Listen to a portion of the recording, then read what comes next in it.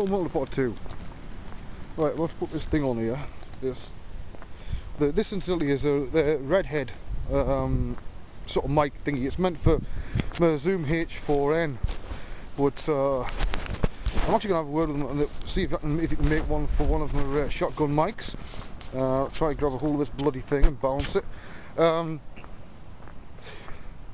is, I can't get them to make one for this because it's in a stupid position. Made in Maui, by the way. Choose how to put up the wind in Maui, you can put the wind round here. But I might get another one of these sort of type of things, not this ZI8, but maybe one of the other ones, but it's got a microphone at the bottom, so then I can just slip it on the bottom of it like that, you know. Start of December, I'm off to Sweden for, what, how long is it? I'll leave on the 7th, come back late on the 11th. So what's that, 7th, 8th, 9th, 10th, 11th, so about 5 days, right? Now the first thing I'm doing when I'm over there is I'm giving a lecture at the University of Svod. Now this is one of the ones that I do all around Europe for free, right? This particular one is an hour or two lecture, but I'm not getting paid for it. All I'm getting is the flight paid for, and I'm staying at one of the other lecturers on his floor basically, right? I do a lot of that. Well, I'm saying a lot, I've cut it down this year because it was getting ridiculous last year. I wasn't making a damn bean, you know what I mean? But I'm lucky this year that while I'm there, I've also got to teach, do some on-site stuff with 3 companies at the same time. One of the companies works with Scott Pilgrim, and you know, the big companies in Sweden, right? And they want some training with Mudbox about certain things that I can't go into, and how to achieve for certain stuff. So that's a paid one, right? Not getting paid a fortune, you know, but in fact by the time I take a bit of spending money out of it for the 5 days, because let's face it, when you're in a different country, you don't know where the cheap places are, right? And we all remember Vienna last year, right? Which actually was at this time last year, at the Pixel 9, I think it was, Pixel 9 5, something, anyway, but of course, I don't know where the hell I was where to buy a cappuccino, so I was paying €10 for one, you know. So, I think that's went out. It has, fuck it. So you end up spending a fortune if you drink a lot of caffeine like I do. You know, it's like last year in Berlin airport, and well, like, what, not Berlin, it's not called Berlin, but whichever bloody airport in Berlin I was at, it was costing me not far off €8 or €9 for a coffee. I was there for 6 hours, constantly drinking coffee. I went through €150 just on coffee in Starbucks, right?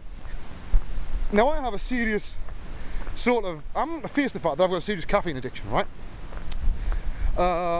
Basically because of something the doctor said that basically, I hate saying basically, but he did, well, basically tell me that he got me to sit down and be truthful for once, exactly how much caffeine I have in one day, regularly. And I told him how much I'm having, and he was reasonably angry, because he's been pointing out that for the last 2 years I'm having about fatal levels of caffeine about 2 days and 3. Body's got used to it, you know. I could drink 6 cans of Red Bull before I go to bed, sort of thing, and it wouldn't even dent. That's not me bragging, it's the fact that this is a fucking problem, right? Because you put that much caffeine into your system, it does change your mood, and also it means if you take it away, you can be really fucking ill. So I'm trying to cut it down. Now yes, I've got my bottle of Coke, right? This is the first bottle of Coke I've had in 2.5 weeks, right? I am trying to cut the coffees down a bit, try to weaken them a bit, not have quite as many strong coffees, you know. But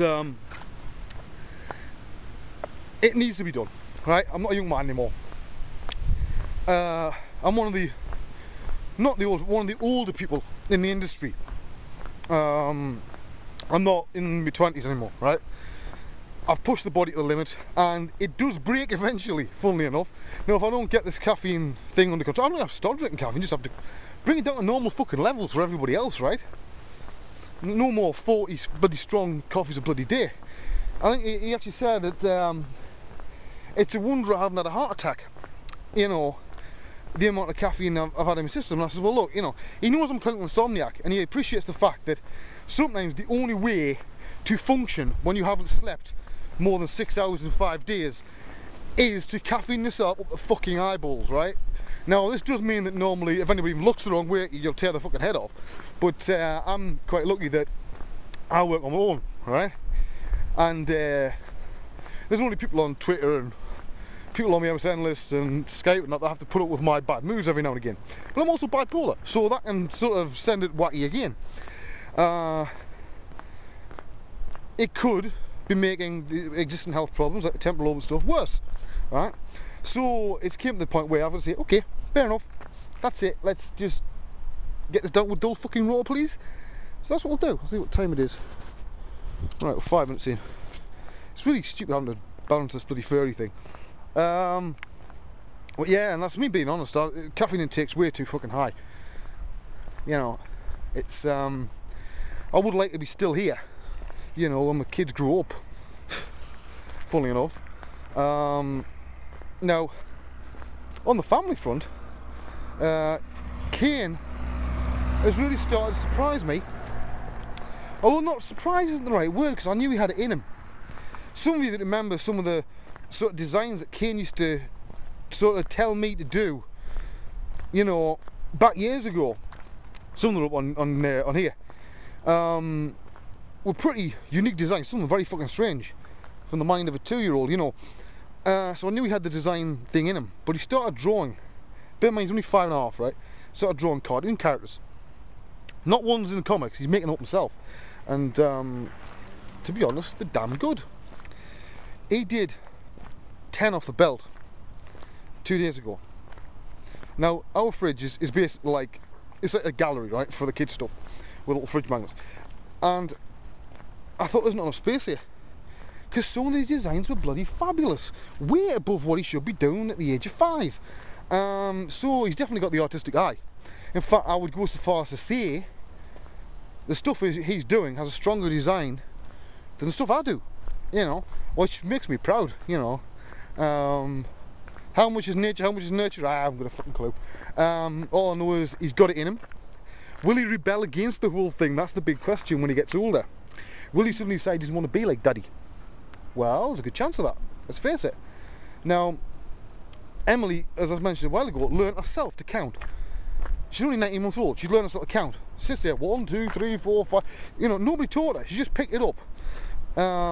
She picks things up very fast. Reminds me of me when I was younger.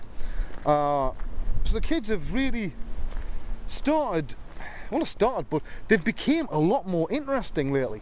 And some of the stuff they're doing, it really is astounding. I was sitting there just watching the pair of them yesterday afternoon before tea, while the wife was making sort of dinner, you know.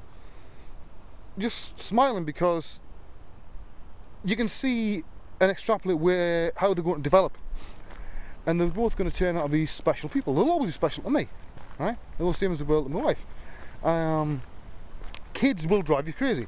You know, Kane officially drove us nuts, you know, leading the ages of 2 and 3.5. We had a year and a half of more shit than a human should ever have to put up with. But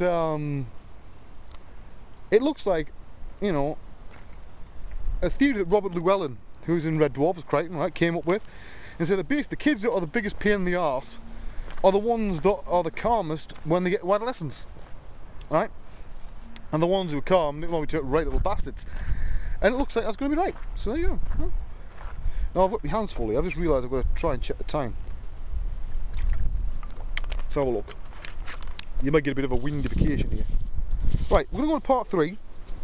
I'll see about that, and I'll tell you about something, well, as much as I can, about an interesting little project that I'm on doing at the moment.